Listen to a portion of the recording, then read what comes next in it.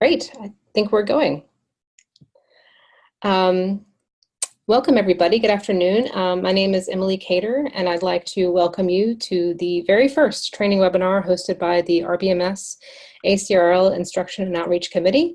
I'd like to thank Gina Parsons-Diamond of ACRL and ACRL Conferences and e-learning, the e-learning program for hosting us and making this webinar free to all participants.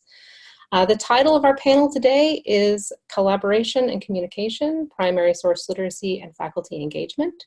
We have two panelists, Ashley Koren and E Erikson, and we thank them both for being with us and sharing their insights. Our format will be as follows. Each of our panelists will speak for 20 minutes or so, and we will have about 20 minutes at the end of the hour for question and answer. Please feel free to submit your questions while our speakers present via the chat box, which you can open by clicking on the chat icon at the bottom of your screen. The moderators will pose your questions to our panelists during the last 20 minutes. And now I'd like to hand it over to Grace Denier, who will introduce our first panelist. Thank you, Emily. So our first panelist is Ashley D Koren. She is a special collections librarian for teaching and learning at the University of Maryland, College Park, and is also an adjunct lecturer in the university's College of Information Studies.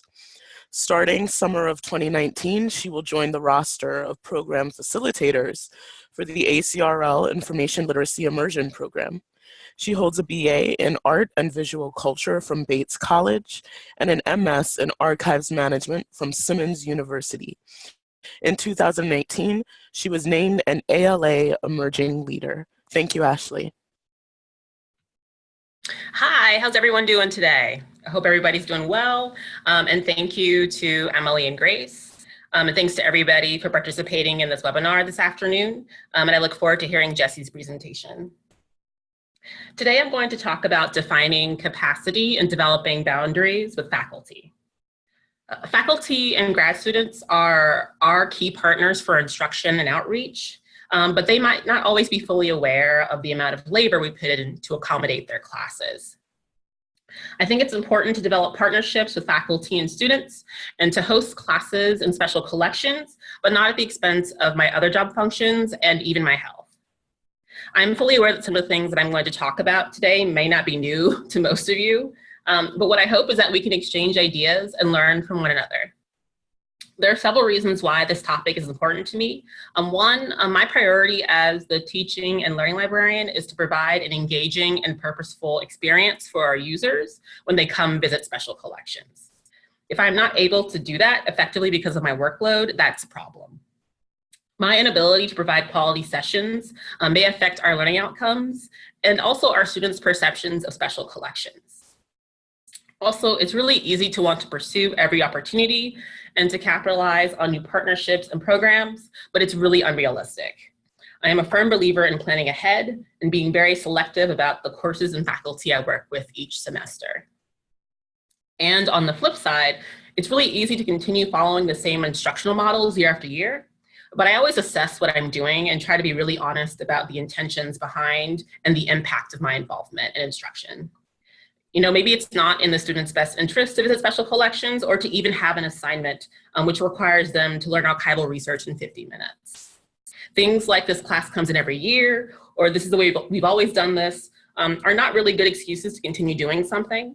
I am not interested in creating more work for myself or my colleagues if it's unnecessary. As Grace said, I am the Special Collections Librarian for Teaching and Learning at the University of Maryland, College Park. This is a completely new role for the library system. I'm contingent faculty on campus, which means that my contract is renewed 1 year at a time. This, in many ways, affects how I approach campus outreach and instruction. I can only focus on one semester at a time, and it also means that I am unable to pursue certain opportunities for embedded librarianship, which Jesse will talk about later, due to the precariousness of my job and our state budget. But I am lucky to have a supervisor and director that are very supportive of my work and allow me to set the tone for instruction in our department. As the teaching and learning librarian, I work with my colleagues within special collections to define and express the value of primary source literacy to their campus liaisons.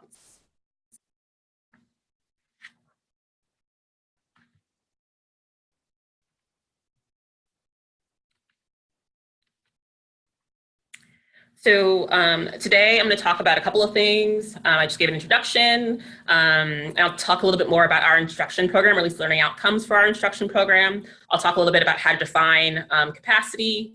I'll talk a bit about the negotiation and planning process, and then sort of a short reflection at the end. So before I move forward, I wanted to share some of the learning outcomes for our instruction program in special collections.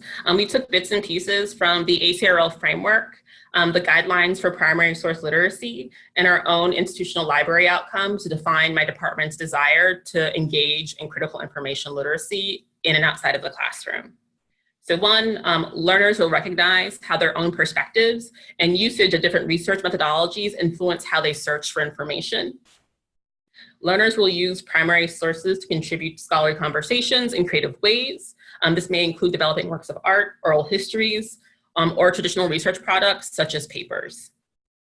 Learners will be able to evaluate the record creator's perspective and identify their connection to both the purpose and the audience of a primary source. Learners will be able to examine a primary source and articulate how its different components such as handwriting, language, and the technology used to create the source may reveal its provenance and contribute to the perceived values of the primary source. And then finally, learners will be able to recognize the possible limitations of archival research, which include an understanding that records may not exist or be publicly available, and that the creation, survival, and access to these sources is mediated by human actors. So now I'd like to share sort of how I define capacity for my instruction load. And when I say instruction, this includes time spent meeting with faculty or grad students to develop a session and or assignment. It also includes subject-specific research, developing new or tailoring existing teaching materials like lesson plans, learning outcomes, presentations and lectures, and other resources, selecting and retrieving objects for the session, teaching the actual session, supporting staff in our reading room, and reference or archive space assistance for students. Capacity, which is defined as the maximum amount that something can contain, for me means that my instruction load should not affect or significantly affect the time I spend on the other responsibilities for my job, like assessment, research, and campus outreach. Instruction is supposed to be 50% of my job, so in a dream world, I would only be spending half my time teaching, but as you probably have imagined, that never, ever happens. So what I try to do is I try to strive for balance. There are so many things that affect my instruction load that I have absolutely no control over, like campus-wide initiatives, staffing issues, and of course, the number of requests we get each semester. What I try to do now is before the start of each semester, I draft an informal plan to share with my supervisor and coordinator of my unit. In that plan, I include the number of classes I know that I can teach without feeling overwhelmed while responding to the other areas of my job that need immediate support and attention. To support my needs, we sort of work together to try to figure out who in our department might be able to assist with instruction. And this assistance could range from helping me pull materials for classes, to co-teaching, to also sharing teaching materials used for previous classes with related subject matter. Another choice I've made over the last 6 months is to not do any additional campus outreach until I feel like I've gotten everything under control.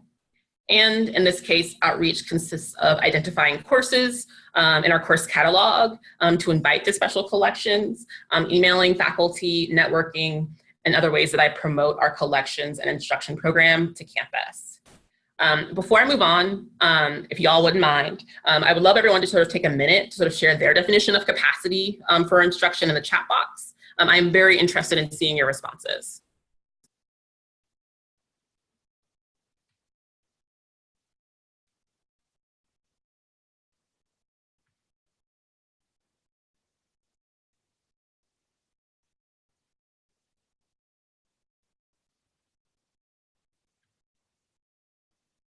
All right.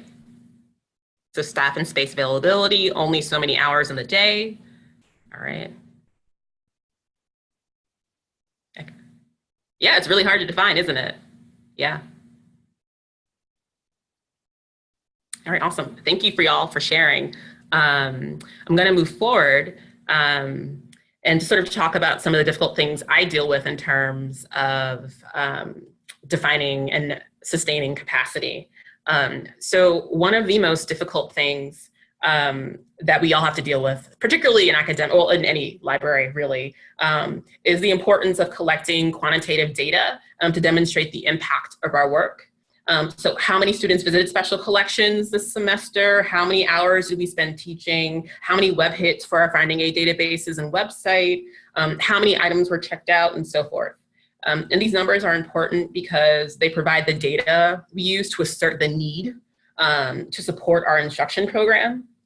An increase in instruction numbers can be a good thing, but what we found, which I'm sure is super obvious to everybody, but it was not for me at the time, is that this increase in instruction also affects our reading room traffic and the workload for our access team. So what does this look like in sort of real time? It means more students in the reading room. It means more reference assistance required from staff, both in and outside of the reading room. It means more digitization requests. In response to the change in workload last semester, I started doing some reflective work because we were putting in a lot of energy to accommodate these classes coming into special collections. And I wanted to figure out how we could continue to meet the research needs of our users while making sure that our time is being used effectively.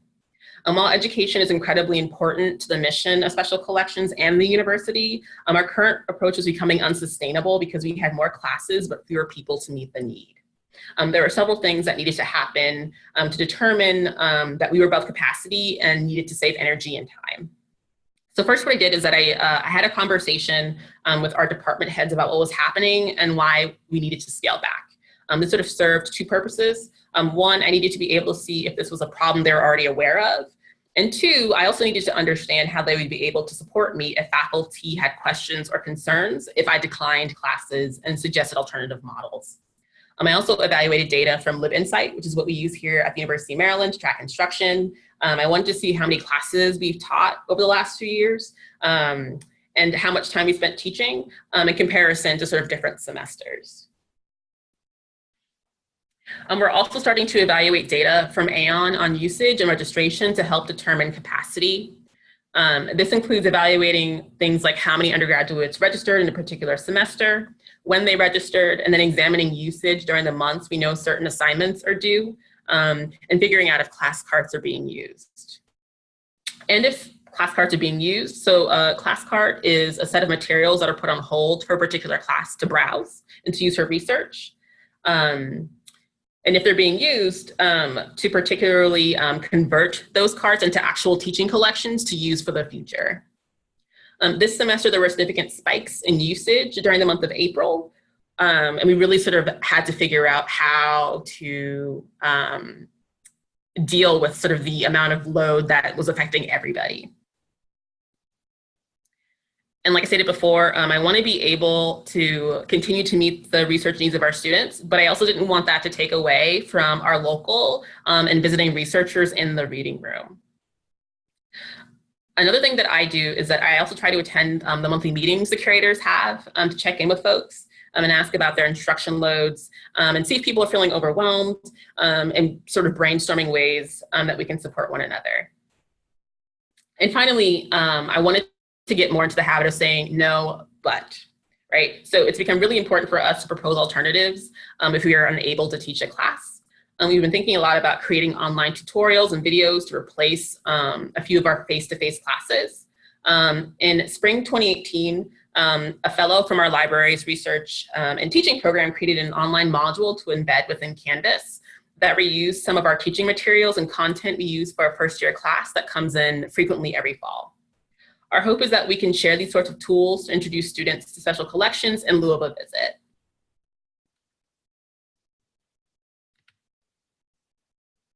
So I'm going to talk briefly about negotiating with faculty and grad students. Of course, you guys know it's possible to work successfully with faculty and grad students while maintaining one's boundaries and departmental policies. When communicating with faculty, I try to be very transparent about the information that I need to develop the class and to meet their research needs, but to also accommodate their visit. There's different types of instruction that we offer, and it's important to figure out whether I or someone else in our department can take on this work. So the first question I always ask is, of course, sort of what is the purpose of your visit? Is this for an assignment where students are required to use our collections? Are you interested in a general introduction to special collections and archives? Are your students learning historical or historiographic approaches to research? Are you looking for subject-specific content and collections? I don't want to take on a class when I know that I'm not the best person in my department to be leading it. There are classes I actually can't teach because I'm not the subject expert in a particular area. And also, as an aside, I think, for faculty that are looking for a general introduction to special collections, I always suggest a tour instead of a class session to sort of save time on the back end. I also ask instructors about scaffolded learning, particularly when it comes to their students developing research skills to meet the requirements for their class. So what are your students' experiences with library resources? Do they understand the purpose of archival research? And is that something you're going to talk to them about before they come to special collections, or do you expect me to do that work? Will the students be meeting with a subject liaison before coming to special collections? I ask all of these questions because I want to be realistic with instructors about what I can and cannot do in a 50-minute session, and the possible assistance I might need from them to prepare students for their visit, which will save me time. And then finally, the biggest question, which is, do your students really need to touch things? Do they need to engage with physical materials, or can we utilize our digital collections to introduce them to archival research? Being able to direct students to our digital collections saves me a lot of time because it means that I don't need to spend time pulling materials, and that students may not need to visit our reading room to access our collections. There are a few other ideas that I propose to instructors to lessen my workload. One, proposing us creating a class cart in lieu of letting students make individual requests. We use Aon, so sometimes what happens is that we end up with a lot of duplicate requests from students or multiple requests for a particular collection. And so creating a class cart can actually help with that. So students actually will not be making individual requests. They can just come to the reading room and browse through a particular collection instead. And we can either, print out the finding aid so students can go through the material that way too as well. Another idea that I use that I've been trying to be better about is pre-selecting collections for classes that are already processed and are easy to find on ArchivesSpace. And then also utilizing our gallery and exhibits and display cases for instruction instead of pulling materials. One of the reasons why I think that I've been successful is because I see instruction, and I've been lucky enough to be in an environment where instruction is a collective activity.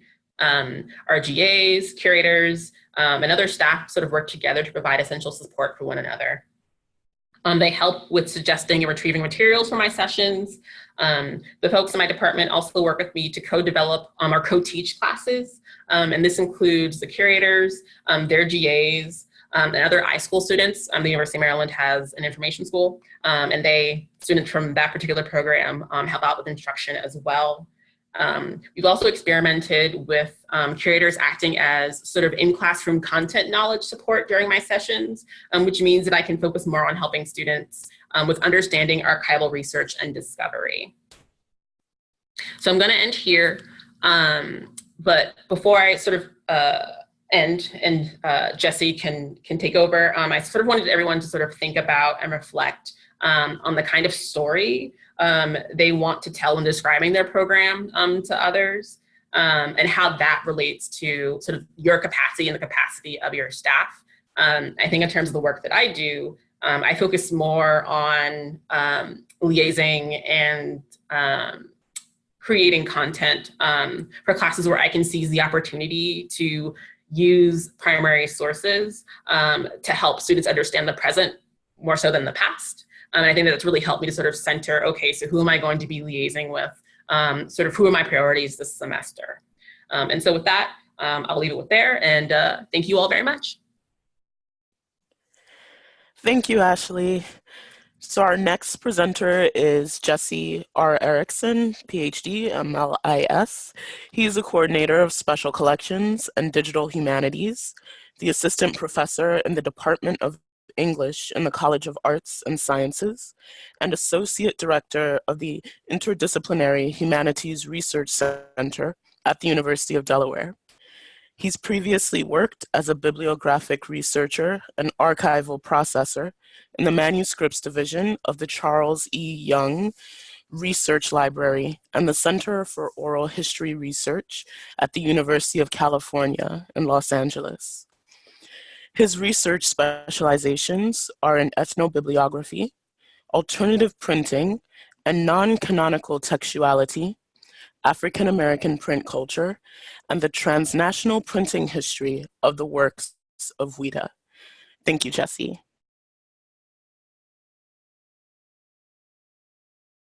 Thank you, Grace, and thank you, Emily, for wonderful introductions. Thank you to ACRL and RBMS for putting this all together, and thank you to all the panelists and to all the attendees.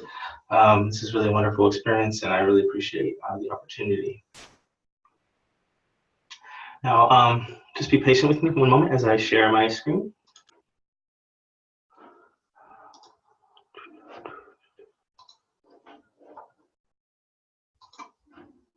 Okay.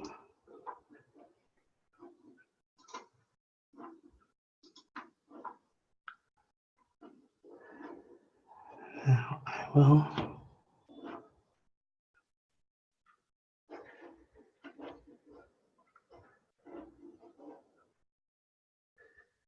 get a little.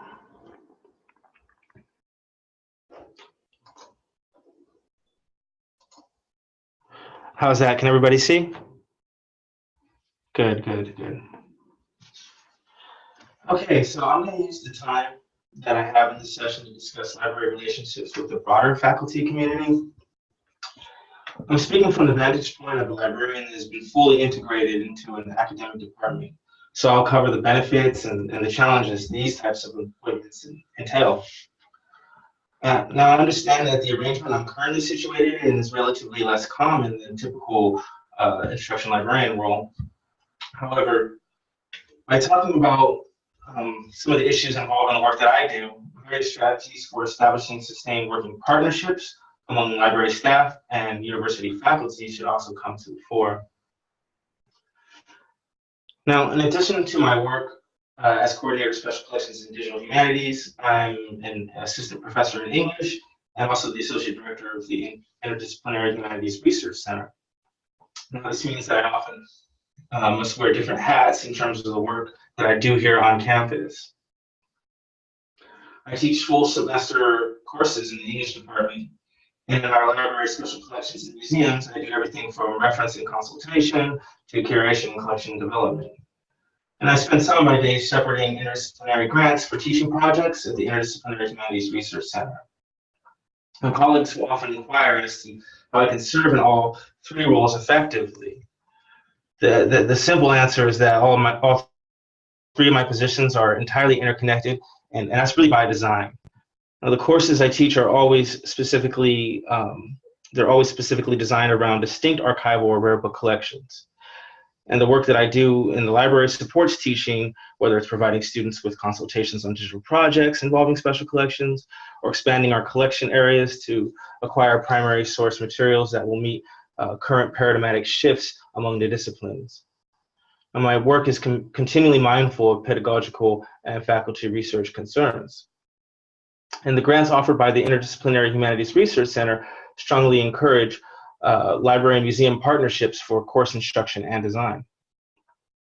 This all helps me to continue to maintain the quality of work that I'm doing in these various capacities, so that the arrangement I'm currently working in may serve as a model for other institutions that may wish to adopt this moving forward. Now, the single greatest advantage to full departmental integration, in my view at least, is the comparatively greater amount of time one gets with the learners, as opposed to the one-shot model of library instruction, which typically has sessions that last anywhere from 30 minutes to a couple hours. As a professor in the English department, I have the advantage of working with students at least 3 hours a week over 15 weeks. Now, this time allows me to experiment with and implement pedagogies that teach not just important skills in research and writing, which are really important, but also information retrieval and primary source literacy, deep bibliographic competencies, and critical thinking, as well as its application, often with special attention given to issues of affect and material culture, which are two of my specializations.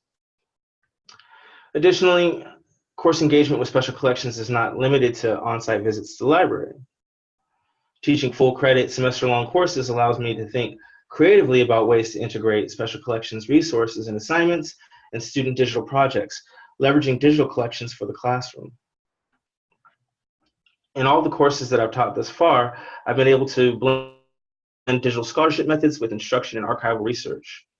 Just to give you an example, in my digital archive production course, I used a collaborative aggregated generation of a database of digitized ephemera to introduce undergraduates to metadata and metadata analysis, primary source and visual literacy, the history of design and printing technologies, and important concepts in digital scholarship like the relationship between digitization and description. Teaching in a department in the colleges provides me with a plethora of opportunities to build meaningful relationships with other faculty. And I feel that in the process, I've been able to disrupt existing politics of exclusivity and break down commonly held misconceptions that have been reinforced by generations of siloed professional and academic working environments. Now, I've been aware of these misconceptions since graduate school, when I worked closely with faculty as a grad student and with the professional library staff as an assistant.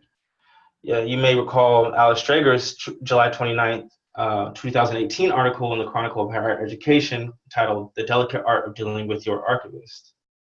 Now, in it, Drager lightheartedly caricatures the professions in a series of less than courteous personas: the mensch, the snob, and the mooch, and so on. Now, even if Drager's intentions were not to offend, the article caused such a stir specifically because such stereotypes have been persistent in their ability, unfairly or otherwise, to caricature the field at large. Now, I've heard faculty refer to us almost reproachfully as quote-unquote our librarians. But on the other hand, it's also easy for librarians to forget the struggles faculty face in terms of an unyielding workload that demands service, mentorship, advising, scholarship, research, administration, and community engagement, on top of course preparation, teaching loads, and curriculum development. It's also easy for us to get caught up in our own workflows to privilege rigid best practices over the kind of flexibility most conducive to the unseen and unforeseen demands on teaching faculty, particularly those at the junior and mid-pro levels. Nevertheless, more and more it seems that our portfolios are intersecting in interesting ways. More librarians are teaching and engaging with innovative models for student success. More faculty are interested in introducing students to primary source literacy and research, as well as digital scholarship. Now, admittedly, this type of arrangement does not come without some unique challenges. There's the issue of authority, both in the classroom and among colleagues. When you're teaching within a department outside of the high school, you may be perceived as lacking the necessary expertise or even qualifications to do so. And there's the question of compensation for the substantial amount of additional labor involved with designing, preparing, and teaching full credit courses. Now, given that I'm responsible to 3 different units, appraisal and evaluation has involved setting up a structure with a clear and unambiguous reporting line to ensure proper accountability. And then there's the challenge of institutional support for a position that involves a secondary appointment in an academic department. Now, in my case, my postdoctoral experience at the University of Delaware served as sort of a pilot, so I was able to first to demonstrate that such an arrangement could be a benefit to all the stakeholders involved, and then secondly, to show that the work performed and the projects initiated would be in alignment with the strategic goals of both the library and the university. And I'll note here that the support for the arrangement was neither predetermined nor was it assured in any way. It was the result of numerous negotiations with administrators, as well as teaching and library faculty. So far, much of what I've covered would be of particular relevance to those who find themselves working in a dual appointment such as my own. However, having been informed by this experience, I think I could begin to sketch out strategies for better integration among academic librarians within the faculty community, even when such an appointment is not possible. And I don't wish to spend any time going over the formalized procedures for faculty requests for library support, but principally I'd like to talk about building up the social capital needed to lobby for constructive changes in the cultural dynamics that have previously divided library professionals from teaching faculty. Hi, Jesse. This is Gina with ACRL. Sorry to interrupt you, but it seems like you're fading in and out. Are you moving away from your computer a little bit? I am not. No, I'm not. You sound good now, so Okay, I will stay maybe just stationary try like a and stay statue. as close to your microphone as possible. Got you, got you. So sorry for that. No problem. You can keep Okay. going. Sorry. Okay, so yeah, sorry for the interruption there. I'll try to be a little bit more steady on this microphone, which seems to be a little bit dodgy. Okay, well, such efforts, just to pick up where I left off, they often necessitate taking an active role in shaping the strategic vision of the library and the college or university more broadly. And I know those of us in academic libraries, admittedly myself included, at some point or another may feel inundated by the amount of organizational, policy, and service-related meetings that we're required to attend in our weekly work. Yet these meetings often afford us with the opportunity to introduce ideas on how to improve relationships with teaching faculty in service of students. Even if you count yourself as one who prefers not to contribute directly to the discussions during these meetings, many departments are increasingly open for such individuals to take on a similarly active role in the discussion by opening up policy papers to online threads and opening up the reports to written comments. Now, comparatively, restricting your ideas to informal conversational networks may yield uncertain results. So secondly, I'm suggesting that higher levels of interdepartmental collaboration within the library is likewise conducive to improving relationships with the individual colleges on your campus.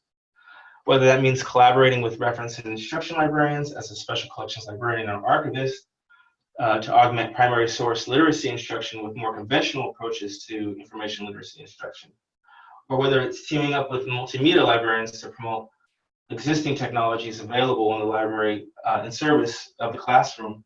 Working with colleagues outside of your immediate division helps to break down the culture of silos and promote collegiality and innovation.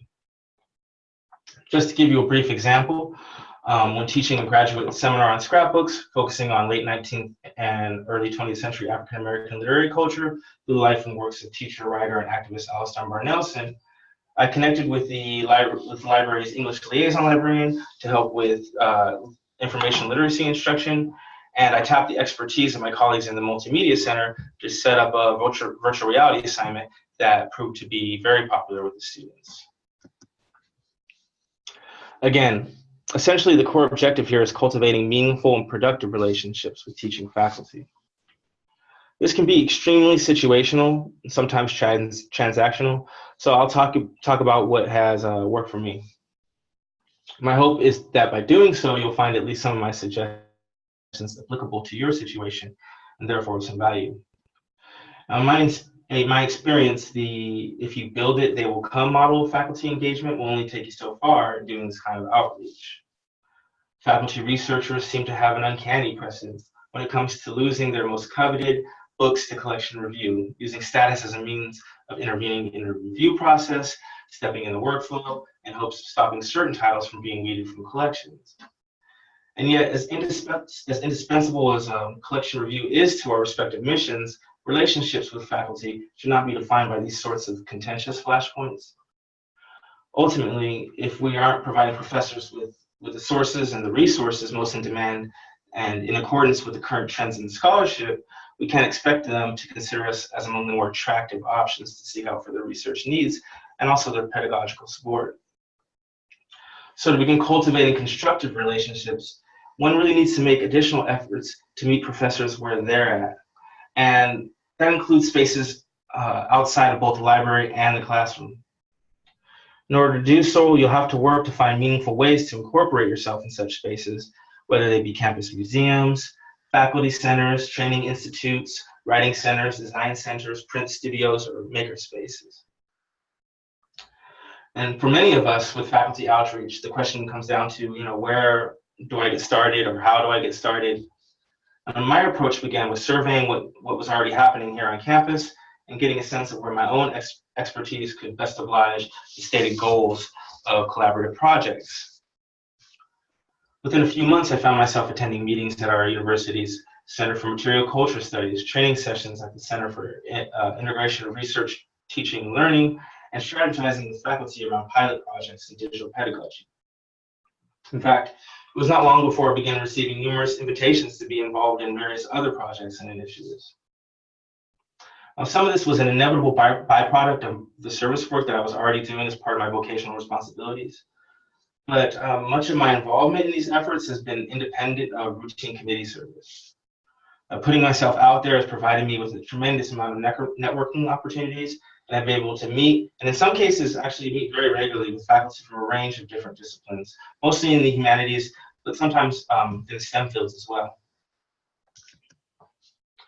Now, another helpful practice to keep in mind when engaging in faculty outreach is to identify your strongest supporters among the teaching faculty that, in my experience, are often, but not always, your most frequent users. These faculty members are the folks that truly understand and appreciate our contribution to academic life on a number of levels, and they are typically the most likely to be open to collaboration and partnerships. It really serves to learn about the work they're doing, not for the sake of intellectual flattery, but for maximizing the potential to support their research and teaching in ways that are more impactful to their established learning objectives. Now, this will set you up for making your teaching activities more customizable, as opposed to a one-size-fits-all approach, similar to how you can tailor a live guide to meet the needs of a specific course at a very granular level when the professor provides you with an adequate amount of information beforehand. When you understand a faculty member's research specializations on an intimate level, and when you get a sense of their teaching style and even their pedagogical methods, you can really play more of a partnership role in terms of providing support for their teaching. You can discuss and develop innovative ideas on the use of primary sources and assignments, or connecting digital collections to course management systems. Still, I think it's important to remember that as librarians, we are in a unique position of being generalists as well as specialists in our own right. And it's all too easy for academics, especially senior faculty, to become sort of myopic in terms of their specialization. And they often appreciate the ability of librarians to bring a fresh perspective to their research problems. As librarians, we are trained to be generalists in the sense that we're equipped with skill sets in retrieving, assessing, evaluating, and even contextualizing data, information, and sources on a range of given topics. But more often than not, we're also specialists with extensive continuous learning in a particular academic field. We carry the intellectual authority to publish within these fields, even if this research in this area is independent or maybe even tangential to your library-related research and writing. In fact, many of us hold one or more master's degrees in addition to the MLS or the MLIS, and another subset hold doctorates in some area. As the dynamics of promotion and tenure within professorships continue along a decades-long paradigmatic shift, we have moved well beyond the era when PhDs would land a library job as a regrettable, less than desirable alternative to academic tenure-track professorships. And it's my understanding that in the current market, library positions are actually becoming an increasingly desirable home for those who have earned their doctorates without the expectation of pursuing a tenure-track position after graduation. Now, this new landscape has afforded us with even newer opportunities, not only to seek out events and programs where professors and professional librarians, catalogers, and archivists can come together as equals, but also to organize them. At least that's really been my experience at conferences like the African American Digital Humanities Conference and the Rare Book School's bibliography among the disciplines. Now, those within our profession are certainly no strangers to demanding workloads, and I think Ashley covered that well. I can personally attest to that fact from years of experience.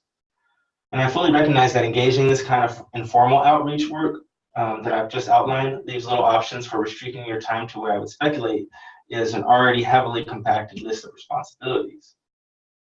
In other words, as librarians, the depth and scope of our hidden labor is considerable, whether it's addressing reference queries and other email correspondence, working in mentoring, or with programs and activities, or conducting routine liaison work, dealing with administrative minutiae, and all this on top of collection development, review, processing, meetings, and committee work. And I'm aware that any suggestion that any additional efforts be tacked onto this equation is a very tall order.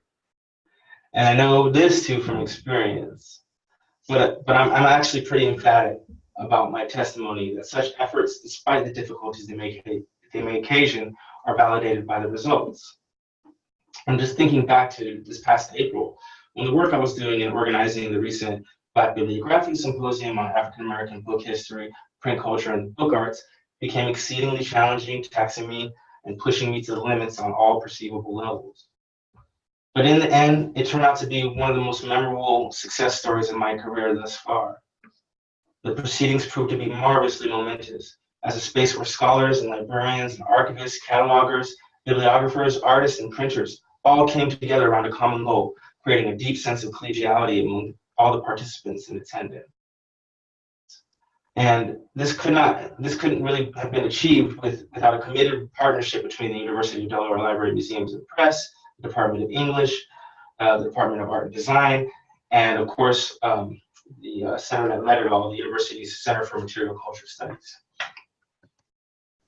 So just to recapitulate briefly, shifts in pedagogies and the culture of practice of academic librarianship are creating new demands for increased faculty engagement. Arrangements with the greatest amount of institutional buy-in can involve full integration of librarians within an academic department, wherein the librarians take on teaching full credit courses as part of their responsibilities. Additionally, both reference librarians and special collections librarians alike are increasingly required to develop their instruction internally. So therein lies greater incentives for more robust and meaningful outreach to faculty. And doing this kind of work involves not only building up programs from within the library with the expectation that faculty will take advantage of such opportunities, but also putting yourself out there enough to network with faculty. And lastly, just keeping in mind the challenges involved with increased workloads, this kind of sustained engagement can help to break down commonly held stereotypes and misconceptions coming from either direction, concomitantly improving the climate of working relationships moving forward. Thanks.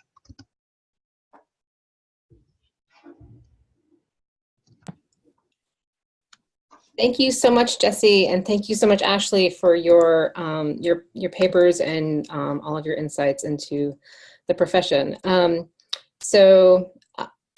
For those in the audience, you're welcome to continue to, I've got some questions lined up, but please go ahead and continue to add them, and I'll just begin with the beginning, which is, and this one came in through Ashley's, but I think you could both answer it. I'm curious how many classes on average you provide instruction for in a given semester? Hi, this is Ashley. That's a really interesting question. I'm always really astounded by the numbers that I see from other people. But this semester, I taught 15, which is actually very much on the high end for me. Last semester, it was about 12. I'm ideally 10. So yeah, that's pretty much, and the thing is, there's also 5 other people in my department who teach classes too, so I'm not the only one sort of teaching instruction. So it pretty much rounds out to about like 30 classes a semester, maybe. Okay, great. There's a follow-up to that, actually. I'd love to know how many of those are new in a given semester on average. Yeah, so I've had my job for about 1.5 years now, and basically since the fall, the majority of them are new. We have a good number of returning classes, but at least half of them this semester were completely new classes or classes that we hadn't had in a while. Great. Jesse, do you want to share your stats?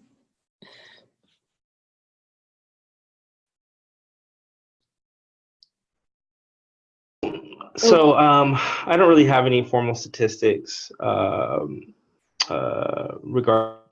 that.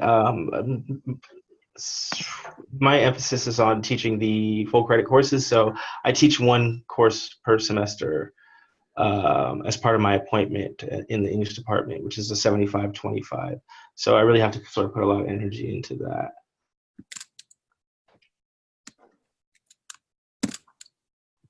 Great. And then another follow-up on this topic, are you all using the new public services measures and metrics? Because they don't account for new preps, smiley face.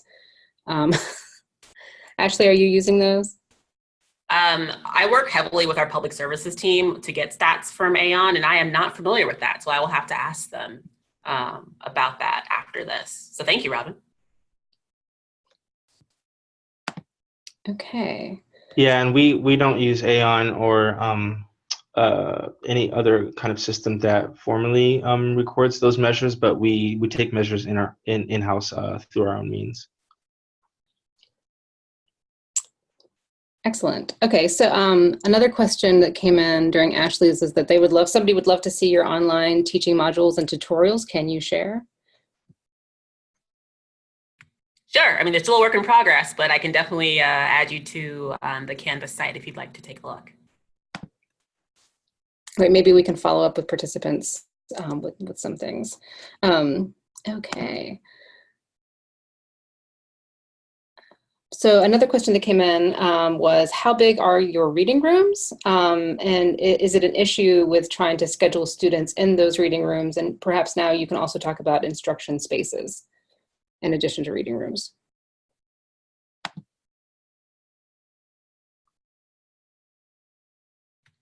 Okay, this is Ashley. Our reading room is fairly large, but the majority of our instruction actually happens in our instruction room, which is on a different floor of the library. And usually the issue is not necessarily space, but having enough people to meet the need for the people in that particular space.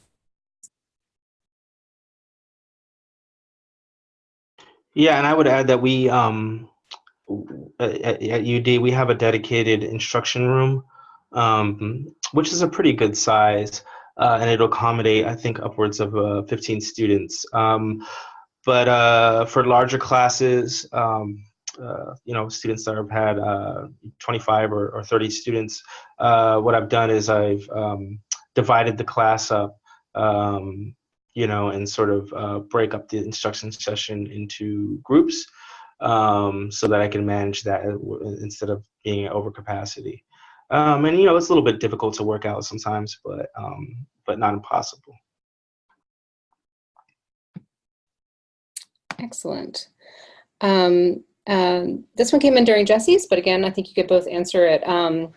For instructors who are not teaching in a department, an academic department, what advice do you have about integrating primary source literacy?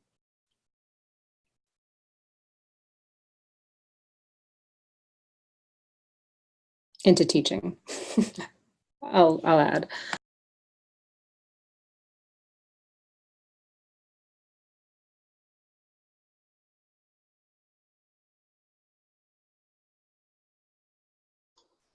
I think there are, a number of opportunities. I tried to really introduce the importance of the materiality of not just documents, but the products of knowledge production itself, and how it really affects and it can affect our interpretation, our ideas around the authority behind that knowledge, and so it's just about knowing the collections and which collections can support your particular topic, and really selecting materials that are rich with information that you can really draw out some of those points through the example.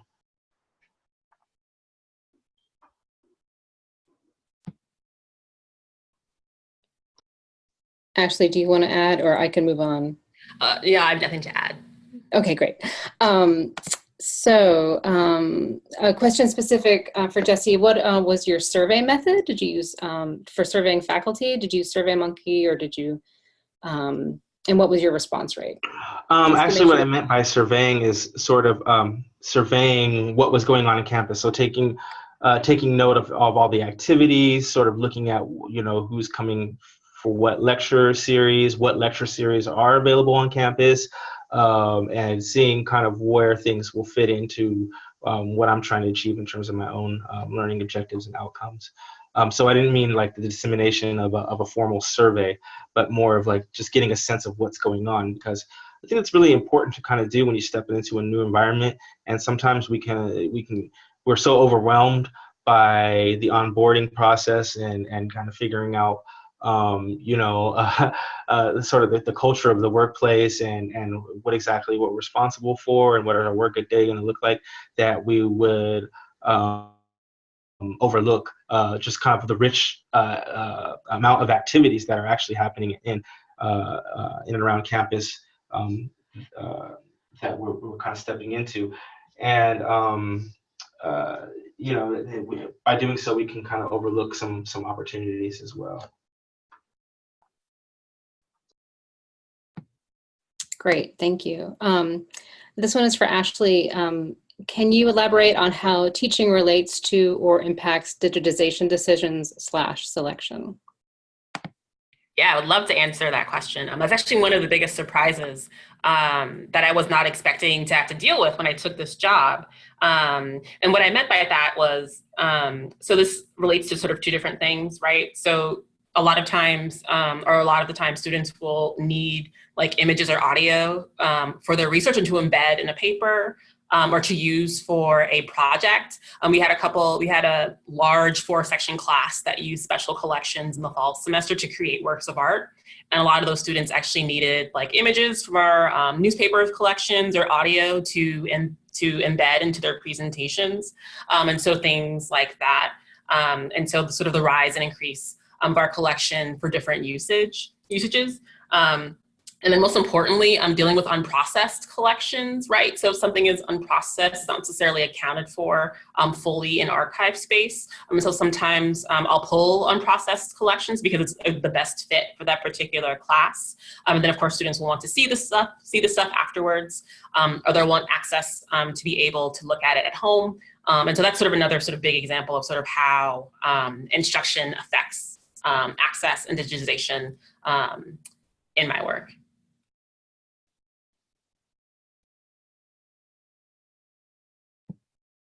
Great. Okay. This one is for either of you. How many hours a week are your reading rooms open, and what staff oversee them? Librarians, others? Question. Sure, this is Ashley. Our reading room is open for 6 days a week during the school year. So it's open, we have late hours on Wednesdays, so we're open from 10 until 8. And then Sundays we're open from 1 to 6. And I'm sorry, what was the second part of the question, Emily? And who staffs them? Yes, so here in our library, almost everybody that is like full-time staff works in the reading room at least for 3 or 4 shifts a month. So when I say that it affects everybody in the reading room, I mean, it really does affect everybody because mostly everybody, including some of our GAs, works the reference desk in our reading room. Actually, or Jesse, sorry, Jesse, what about at Delaware? Yeah, so we have a similar arrangement. We're open pretty much 9 to 5, 5 days a week, and we have a late day on Wednesday. We're open till 8 p.m. When the semesters are in session. And similarly, we will rotate on desk service, but we have one dedicated full-time staff member that works the desk service as their primary responsibility. And then we're sort of trade off depending on that staff member's availability.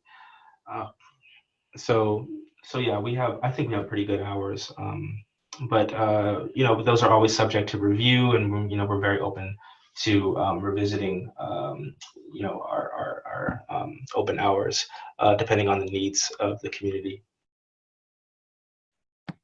Great.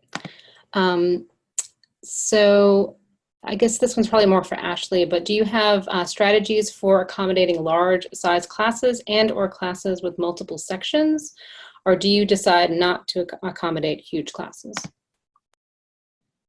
That's a really good question. I'm lucky enough that in the building that houses special collections also houses library media services, and they have large classrooms on the ground floor, which is great for us. It means that we actually don't have to take the collections outside. We just take them to the ground floor. So usually what I'll do is I'll reserve, there's a system for reserving rooms, and I reserve those rooms in advance. But usually we try, unless it's absolutely necessary, at least in my case, I try not to take on huge classes unless I know that I'm seeing the students more than once. I really do not like the idea of doing one session with 60 students and then not having any follow-up. Excellent, thank you. Listen, and again for Ashley, could you elaborate on your draft plan for instruction that you shared with your supervisor, and how much lead time do you require for class visits? Those are 2 questions. So on to the first, actually, I think I might have stolen this from either Robin or someone else, but we have a policy that we need at least 3 weeks in advance to prep for classes, which actually helps us because if someone, emails us 2 weeks before in a panic, we can say, well, actually, I'm sorry, we can't accommodate you because we have this policy that says 3 weeks. I'm sorry, what was the first question? Let's see. The first question was how elaborate on your draft plan for instruction that you share with your supervisor. Mm-hmm. Yes. So I meet with my supervisor at least once a month, and I meet with. So I have 2 different meetings. One with my supervisor. I actually have 3 separate meetings. One with my supervisor, one with the coordinator, and then one with my supervisor, the coordinator, and the director of special collections. It's during that meeting with everybody, the director, my coordinator, and the supervisor, where I say, okay, well, these are the things that I noticed. And this is usually like a month or 2 before the next semester starts. And so I do it really, I try to leave as much time as possible for people to sort of think about how they can, how we can figure this out. But usually it's just like how fatigued I am, right? Like if this semester I taught 15 classes, I don't want to have to do that again. So in the plan, it's mostly just sort of informal talking and sort of say, okay, well, these are things coming up, right? Like for instance, last year is up for reappointment. So the amount of instruction sessions that I can teach is going to be affected because I also have to do research to be able to be reappointed. And so also there's other things happening, right? So in the fall semester, we were heavily involved in a campus-wide initiative. So there's going to be only certain things that I can do to sort of meet the really important things that are happening in the library and on campus at the time. So what I do is I try to sort of maximize or sort of center around those things and say, okay, well, I know that one thing in my particular job description is going to be affected, and sort of ask them sort of what is the one thing that y'all think is the thing that I can sort of not necessarily leave behind, but not put as much focus on in this particular semester, so I can focus on sort of the more sort of pressing issues. Great, and we just got a couple more minutes, and this one is for Jessie. You've talked about you've talked about the value of continued involvement and collaboration, both in your department and in interdepartmental initiatives, but do you have any suggestions for how to manage this heavy level of engagement in addition to regular duties? I realize this is probably just an ongoing dilemma, but I'm always looking for helpful suggestions on this front. Yeah, so I feel really guilty about my response on this front, given Ashley's really wonderful presentation on, overload and taxing and burdensome workloads. My response on that is that I use the time that I have during the weekends and evenings, and I know that's not. I mean, I am salaried staff, so I don't clock in traditionally, so the hours can get the hours can be negotiated on in terms of where I tend to squeeze that in, but I would be lying to you if I did admit that the kind of work that I'm doing that does require me to put in a little extra time on some of these projects. But I mean, I have no illusions about that, and I think as I tried to communicate in my presentation, oftentimes it's well worth it. Excellent. Well, we are at the hour. There are a few more questions lingering, and I'm sorry we didn't get to them all, but I want to again thank our presenters for fantastic presentations and a really great discussion. And I'll just go ahead and say that we hope to make this a series and to keep doing these. And so you're welcome to reach out to the research or the Instruction and Outreach Committee if you have suggestions for future webinars. Anyway, thanks again to everybody, and that'll be it.